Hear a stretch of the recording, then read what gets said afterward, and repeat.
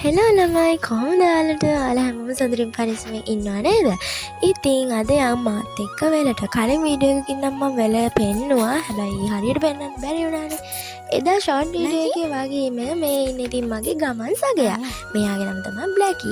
අද එයා විතරක් නෙමෙයි මෙන්න මෙයත් යනවා මාත් එක්ක මගේ තනියට. මෙයාලා දෙන්න තමයි ඉතින් මගේ බොඩිගාඩ්ලා. හැමදාම මගේ ඉතින් තාත්තා නම් මට කලින් ආවා.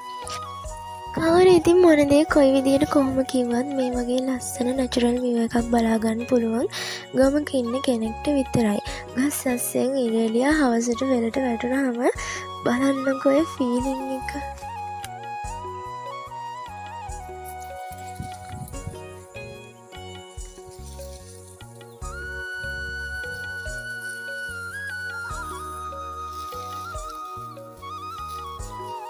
ඉතින් වෙලේදී හම්බුණා හරිම කියුට් යාළුවෝ දෙන්නෙක්. ඒ දෙන්නත් ඇවිල්ලා තිබ්බේ වෙලට ආව කෙනෙක් එක්කම තමයි. අපි වැඩ කරන වෙල් තුනටම මැද්දෙන් තමයි මෙන්න මේ ප්ලේස් එක තියෙන්නේ. මෙතන නම් මාරම ලස්සනයි. මං ගිහපුවම වැඩියෙන්ම ඉන්න කැමති මෙන්න මෙතන. තව එකක් කියන්න ඕනේ ඉනේ පිහාටක් ගහගෙන ඉන්න හින්දා මට පිස්සු කියලා කියන්න එපා. වෙලේදී තමයි හම්බුනේ. ඉතින් තාත්තා කොහොම හිටියත් ගෙදර තියෙන එහා පැත්ත නිසා වෙලට එන්නේ නම් ඔන්න ඔය විදිහට තමයි. එයා ඔය බලන්නේ කී ඩෑව පණුවෝ. ඔය පේනවනේ ගොයන් කොලස්සේ හැංගිලා පණුවෝ ටික නම් ඉන්නවා ෂෝක් එකට. ඉතින් මෙයාලට බෙහෙත් කරන්න ඕනේ වෙලක් කරනවා කියන එක ලේසි නෑ ළමයි.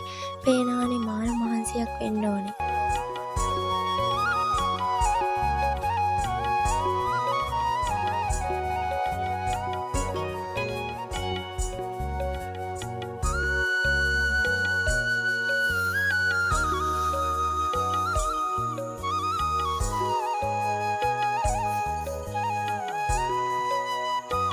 ඉතින් කලින් වීඩියෝ එකේ ලස්සන තිබ්බ ඇල දැන් නම් වතුර නැතුව හින්දෙන්නම යනවා.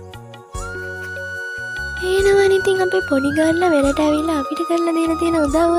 එයාලා වෙලට එන්න ලොකුම හේතුව තමයි මේක. අපි යන්නත් කලින් පැනගෙනම වෙලට එන්නේ හරි ආසාවෙන් එයාලා ඔන්න ඔකට. පේනවනේ වැරද්ද කියලා දන්න නිසා කතා කරද්දි ෂේප් එකේ මාරු වෙලා යනවා.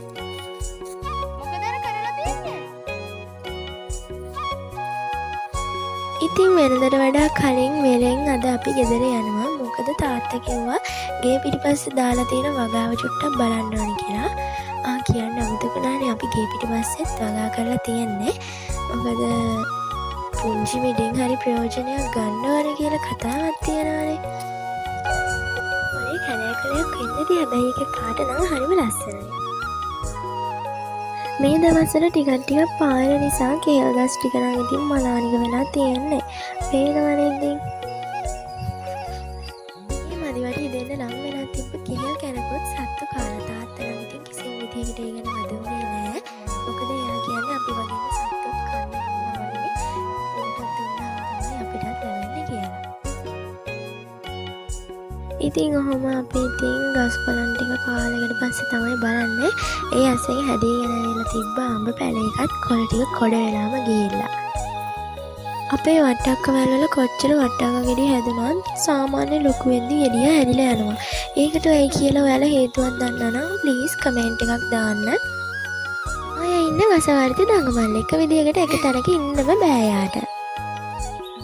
මේ වීඩියෝ එකේ මුලදී මම වෙන බලන්න මට හිතුණා අවස්ථාත වගාවත් බලන්න ඕන කියන නිසා ඔයාලට අපේ වගාවත් පෙන්නන්න.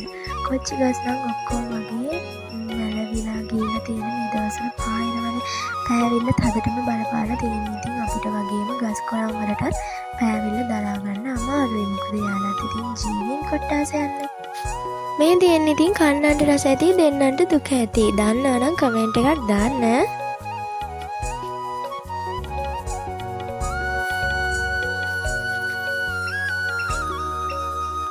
ඉතින් අපේ තාත්තා බත්ත හතර පැත්තෙම බුලත් වල 4ක් විතර හදලා තියෙනවා. බුලත් කලේ වගේ තිබ්බට මේ නම් තියෙන්නේ ගම්මිරිස් වලක්. අපි වගා කරන්න ගත්ත දා ඉඳන්ම මේ ගම්මිරිස් වල නිසා කඩෙන් ගම්මිරිස් ගේනවා ගොඩාක් දුරට අඩු වෙලා තියෙන්නේ. තාත්තා ඉතින් වතුර දාලා අන්තිමට බුලත් වලට තමයි වතුර දාන්නේ. මොකද බුලත් වලට වතුර ගොඩාක් ඕනේ නැත්තම් කොළ ටික ඔක්කොම හේයන්න ගන්නවා. ඉතින් මම වගේ ඇඟ උෂ්ණයට හොඳ ගුණ කෑමක් තමයි කටවනද කියන්නේ. තාම නම් මල් විතරයි ගෙඩි නම් ළඟදිම හැදෙයි ඉතින්. කටවනදවලට ආසුනාට මේ තමන් ආස මනෝද ජාතිය ගහ හැදුවට පස්සේ හැදෙන පළවෙනි ගෙඩිය තමයි මේ.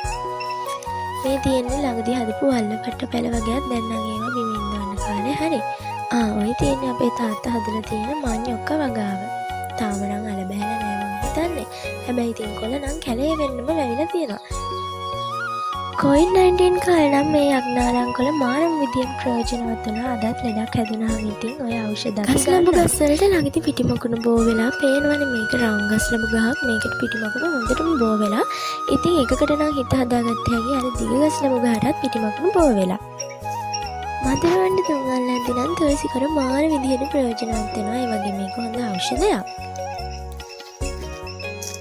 මම දන්න විදිහට නම් මේ කෝපි හැදෙන කාලේ නෙමෙයි. හැබැයි ඉතින් අපේ කෝපි ගස්වල සමහර ඒ වගේ නම් මල් තියෙනවා. සමහර ඒ වගේ ගෙඩිත් හැදිලා තියෙනවා.